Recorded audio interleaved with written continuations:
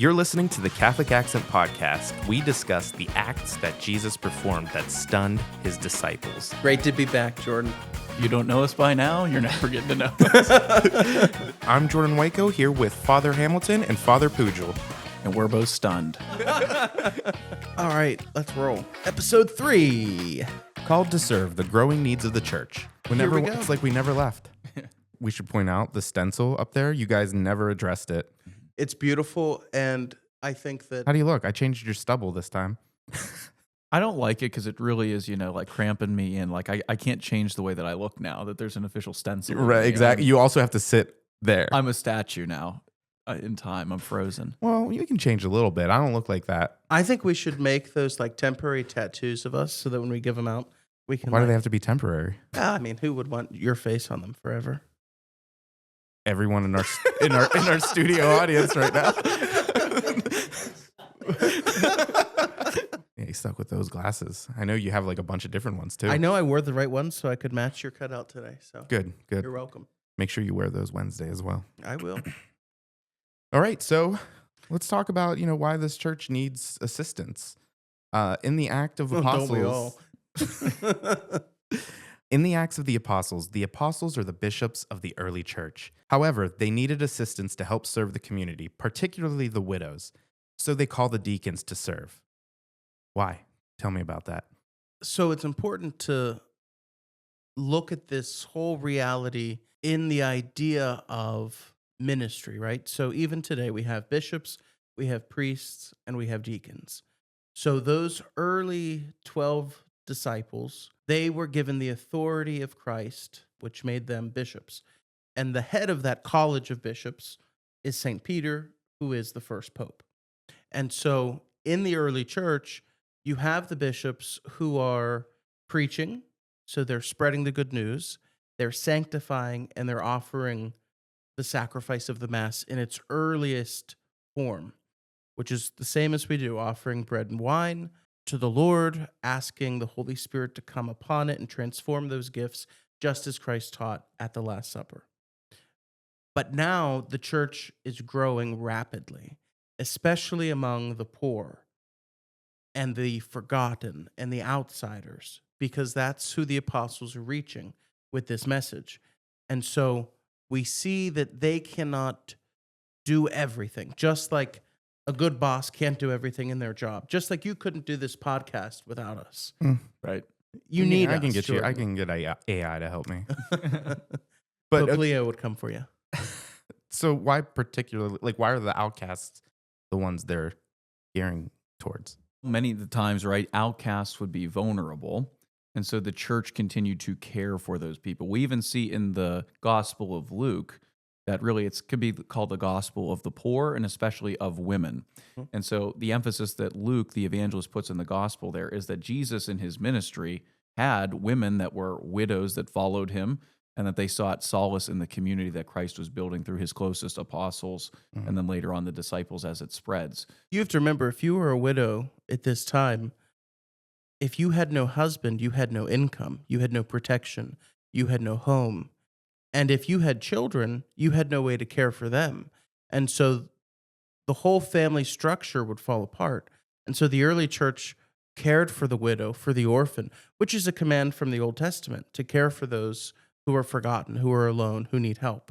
And so the early church is continuing to carry out this mission. But now specifically, the church is growing. The apostles can't do everything. And through the Holy Spirit, they recognize that contained in the ministry of the bishop is an arm of service. And so we have 3 levels of ordained ministry: bishop, priest, deacon. The deacon, every bishop is a deacon, every bishop is a priest, every priest is a deacon. So the deacon is that share in the ministry of service, the diaconia in Greek, to serve.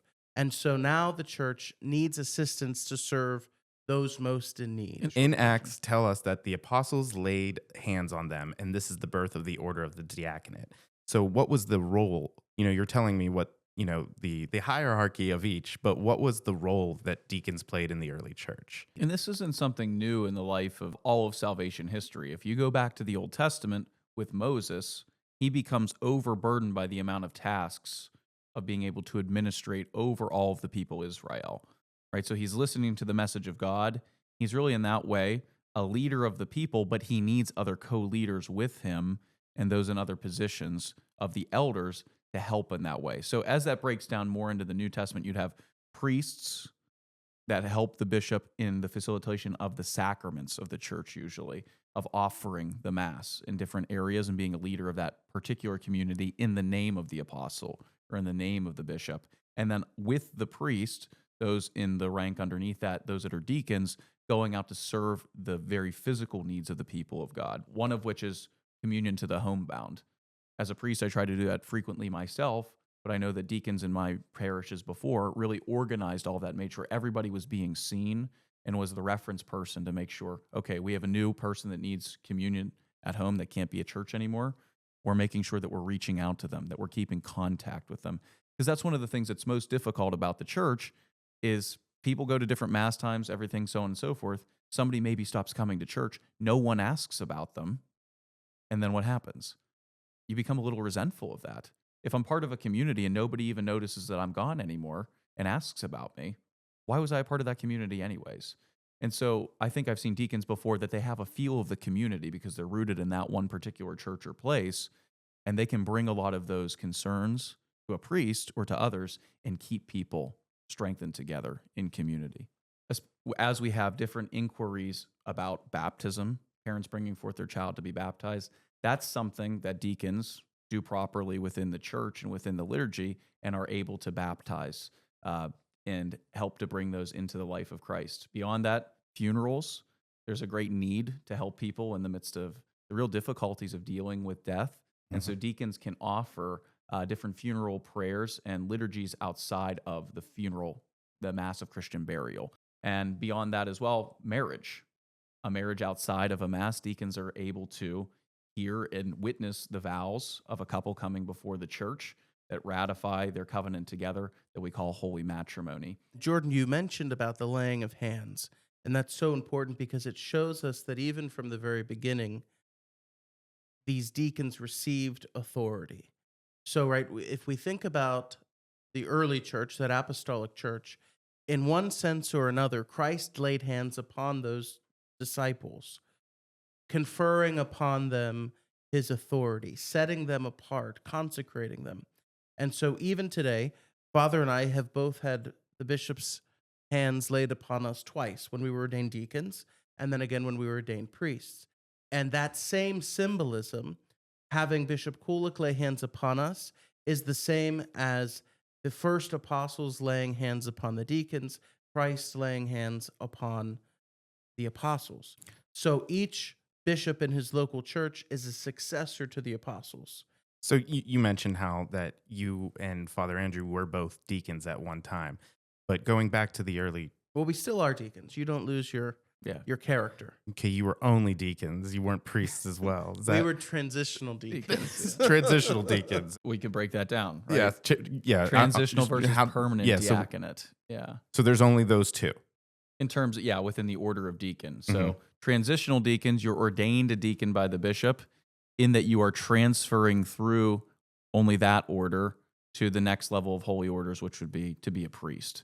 Usually the way that that works out now in the modern church is that you would spend a year in between that time period. And that really you're carrying out the same ministry of the permanent deacon.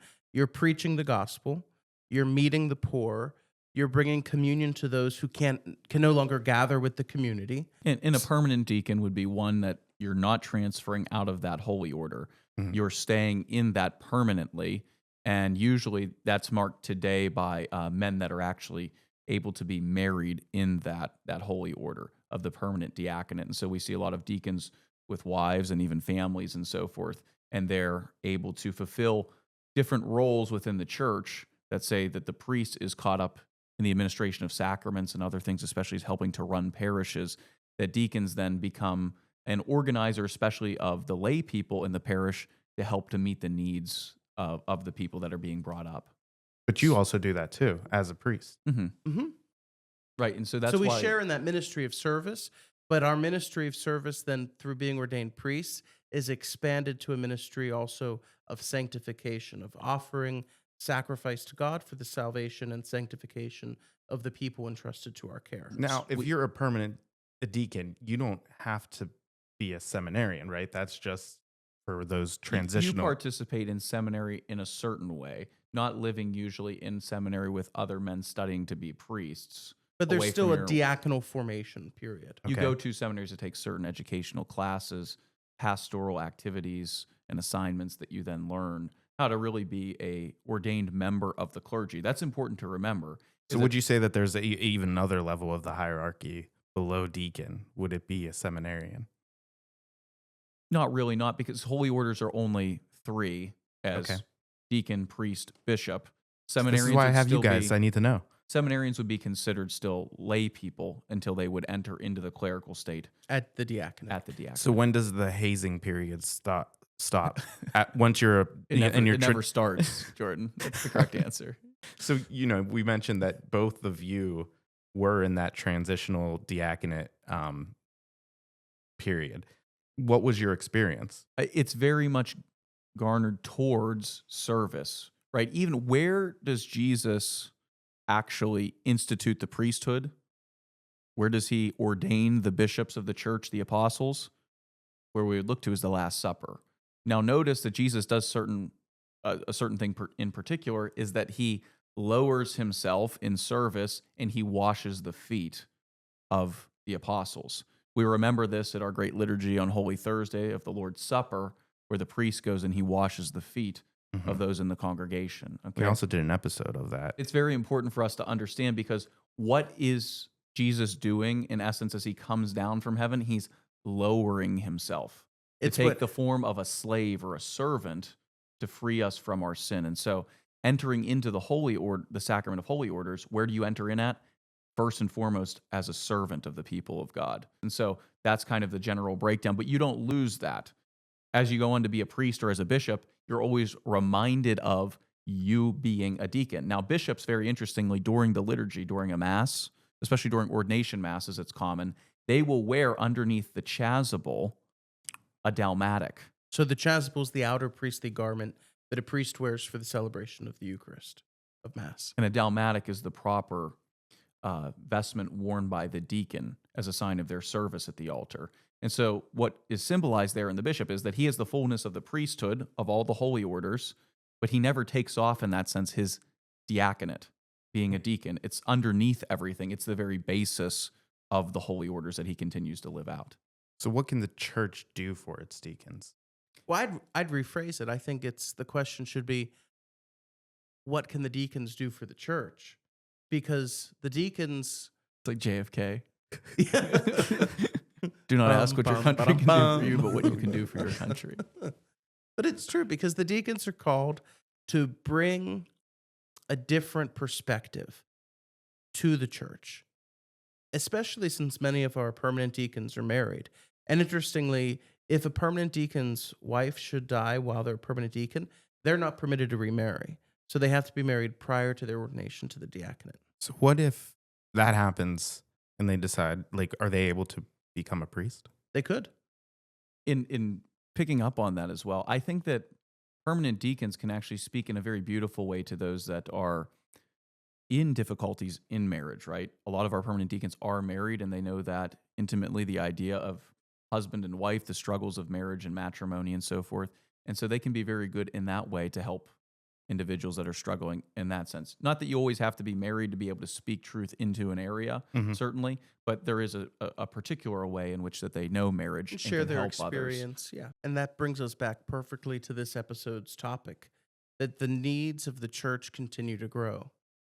And the deacon is there to supply those needs.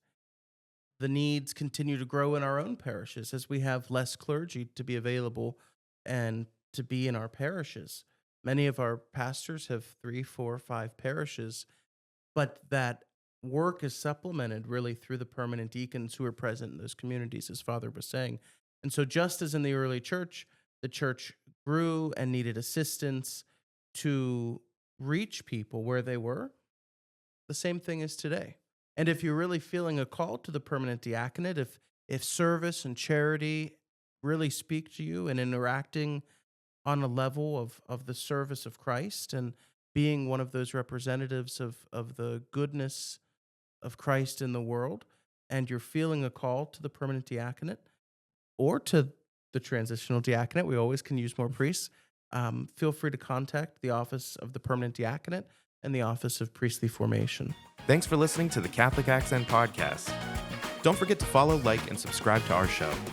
You know, when we're done filming, I say you guys stay sitting up there and we'll just get like little reactions. We'll call Cliff up too so people can kind of see. I don't think we need to see the. I just want a little studio audience. Yeah. But that's not the point of this. The point is you guys are the stars. Yes. It's all about But we're so He's like, yes. you know, we're award winning now. We want to show that it's not just Oh, I the three. know. There's a team.